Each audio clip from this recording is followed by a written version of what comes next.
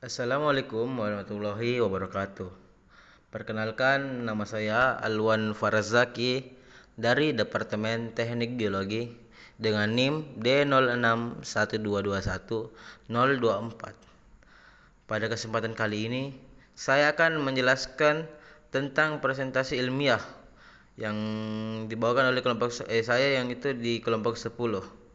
Di sini ada pun submateri yang dari materi yang kami bawakan. Yang pertama ada pengertian keterampilan berbicara, yang kedua ada tujuan berbicara, yang ketiga ada jenis-jenis berbicara, yang keempat ada pengertian dan tujuan presentasi ilmiah, yang kelima ada tata cara presentasi ilmiah, yang keenam ada etika yang perlu dilakukan dalam presentasi ilmiah, dan yang ketujuh ada kiat-kiat yang diterapkan agar presentasi ilmiah berjalan dengan efektif.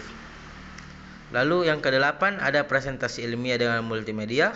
Lalu di kesembilan ada langkah-langkah yang perlu disiapkan sebelum presentasi. Lalu yang kesepuluh ada persiapan pelaksanaan presentasi. Yang kesebelas ada hal-hal yang perlu diperhatikan sebelum presentasi. Dan yang kedua belas ada ciri-ciri pembicara yang baik. Selanjutnya mari kita lanjutkan tentang pengertian dari presentasi ilmiah. Presentasi ilmiah adalah kegiatan keterampilan berbicara di depan umum untuk menyampaikan gagasan-gagasan atau pendapat-pendapat dari hasil temuan penelitian, pemikiran kritis, ataupun informasi dalam dunia akademik dan pendidikan. Lalu selanjutnya ada pengertian tentang keterampilan berbicara. Keterampilan berbicara merupakan salah satu dari keempat keterampilan berbahasa, yaitu keterampilan mendengarkan atau menyimak, keterampilan berbicara, keterampilan membaca, dan keterampilan menulis. Keempatnya sangat erat kaitannya dan proses berpikir seseorang dalam mendasari suatu bahasa. Berbicara pada dasarnya tidak hanya sekadar mengeluarkan kata-kata dari mulut saja, tetapi kata-kata tersebut harus baik, benar, logis, dan sistematis. Berbicara menjadi sebuah keterampilan yang penting dan harus diperoleh mahasiswa, karena melalui keterampilan berbicara mereka dapat menyampaikan keinginan, informasi, pikiran, dan ide-ide serta membujuk, meyakinkan, bertanya, dan menghibur orang lain. Lalu ada pun tujuan dari berbicara. Yang pertama ada mendorong dan menstimulasi. Maksudnya yaitu pembicara berusaha memberikan semangat dan gairah hidup kepada pendengar. Reaksi yang diharapkan yaitu dapat menimbulkan inspirasi dan membangkitkan emosi pendengar. Lalu di tujuan kedua ada meyakinkan. Maksudnya di sini yaitu jika pada saat ceramah pembicara berusaha untuk memengaruhi keyakinan, pendapat, atau sikap pendengar melalui argumentasi. Yang ketiga ada menggerakkan. Maksudnya yaitu apabila pembicara menghendaki adanya tindakan atau perbuatan dari para pendengar, misalnya berupa seruan, persetujuan maupun ketidaksetujuan, pengumpulan dana, penandatanganan suatu resolusi, dan mengadakan aksi sosial. Lalu di tujuan yang keempat ada menginformasikan. Maksudnya pembicara ingin memberikan informasi tentang sesuatu agar para pendengar dapat mengerti dan memahaminya. Lalu di tujuan yang kelima atau yang terakhir itu ada menghibur.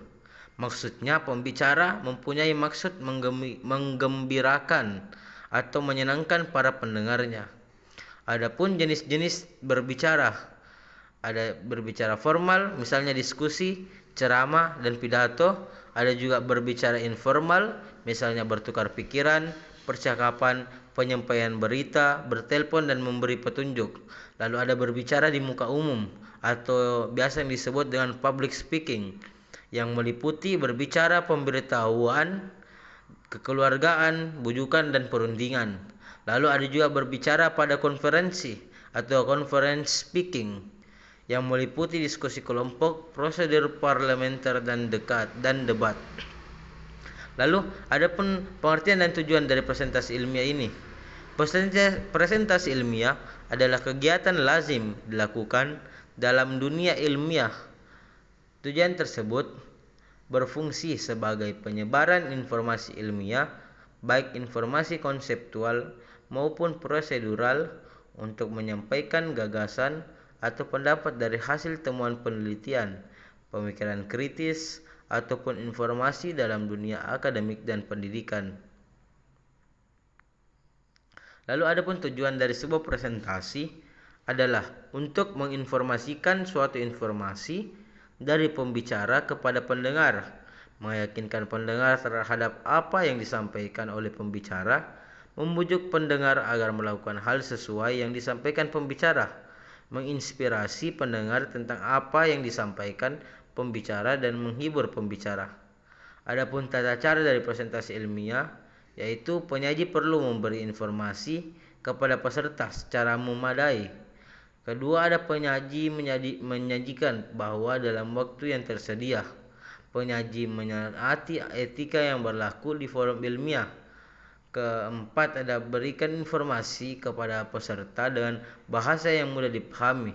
Dan yang terakhir, ada manfaatkanlah waktu presentasi seefektif mungkin. Lalu adapun etika-etika yang perlu dilakukan dalam presentasi ilmiah. Yang pertama, setiap peserta harus jujur pada diri mereka sendiri dan peserta perlu mengecek apakah pemahamannya sudah benar ataukah belum. Lalu yang kedua, setiap peserta wajib menghargai pendapat atau gagasan orang lain. Yang ketiga, ketika pertanyaan sudah diajukan oleh peserta lain, maka dia tidak akan mengulang pertanyaan itu lagi. Yang keempat, ketika bertanya, untuk memperoleh informasi, satu kewajiban yang dilakukan penanya adalah menyimak jawaban dari penyaji. Yang kelima, jalannya forum ilmiah ditentukan oleh moderator. Maka etika yang harus dijaga adalah moderator harus adil. Yang keenam, informasi yang didapat selama forum, baik inti, uraian, ataupun penyaji, dan juga pertanyaan maupun jawaban, perlu dicatat secara rapi oleh penulis. Ketujuh, teknisi wajib memastikan bahwa peralatan teknologi yang digunakan dapat bekerja dengan baik. Teknisi harus melakukan pengecekan ulang sebelum forum dimulai dan harus selalu siap untuk mengontrol segi teknologi yang digunakan dalam forum. Adapun kiat-kiat yang diterapkan agar presentasi ilmiah dapat berjalan dengan efektif. Yang pertama, menarik minat dan perhatian peserta. Yang kedua, ada menjaga agar presentasi tetap fokus pada masalah yang dibahas untuk dapat menarik minat dan perhatian pada masalah yang dibahas. Dan yang ketiga, ada menjaga etika ketika tampil di depan forum ilmiah. Lalu, persiapan pelaksanaan presentasi. Yang pertama, mempersiapkan bahan presentasi terlebih dahulu. Selanjutnya, bahan presentasi dikemas lebih menarik dan tidak membosankan. Lalu, berikanlah materi presentasi kepada teman untuk mendapat masukan dan perbaikan materi presentasi yang akan ditampilkan. Lalu, menyampaikan informasi dari pembicara kepada pendengar dengan berbentuk komunikasi formal. Selanjutnya, menjelaskan bahan presentasi dengan akurat dan logis. Lalu, menunjukkan gestur yang tepat. Dan yang terakhir, memperhatikan intonasi dan volume suara, tempo dan jeda tepat, serta menggunakan bahasa Indonesia dengan baik dan santun. Adapun hal-hal yang diperlu perhatikan sebelum presentasi. Yang pertama, penguasaan terhadap lingkungan diperlukan untuk menghindari tambahan tekanan mental ketika terjadi hal-hal yang tidak diinginkan. Yang kedua, perhatikanlah audiens dan tetaplah audiens secara merata dan bergantian sehingga mengesankan bahwa Anda sangat memperhatikan mereka. Yang ketiga, bicara lugas, yaitu dengan menggunakan bahasa yang sederhana dan jelas. Yang keempat, jelaskan media karena media presentasi hanya sebagai tuntunan untuk menjaga alur proses presentasi. Hindari membaca media presentasi kata per kata. Dan yang terakhir, penggunaan bahasa juga perlu diperhatikan bahwa bahasa Indonesia wajib digunakan sebagai bahasa pengantar karena dengan menguasai bahasa Indonesia akan lebih mudah untuk berkomunikasi, baik komunikasi secara lisan maupun tulis. Lalu adapun ciri-ciri dari pembicara yang baik. Yang pertama, tepat memilih topik. Yang kedua, menguasai materi yang dibawakan. Ketiga, memahami latar belakang pendengar. Yang keempat ada mengetahui situasi. Selanjutnya ada tujuan yang jelas. Yang selanjutnya ada kontak dengan pendengar. Selanjutnya berkemampuan linguistik dan non-linguistik tinggi. Selanjutnya menguasai pendengar. Lalu memanfaatkan alat bantu dan penampilan meyakinkan. Lalu yang terakhir terencana. Mungkin pada kesempatan kali ini hanya itu yang bisa saya sampaikan.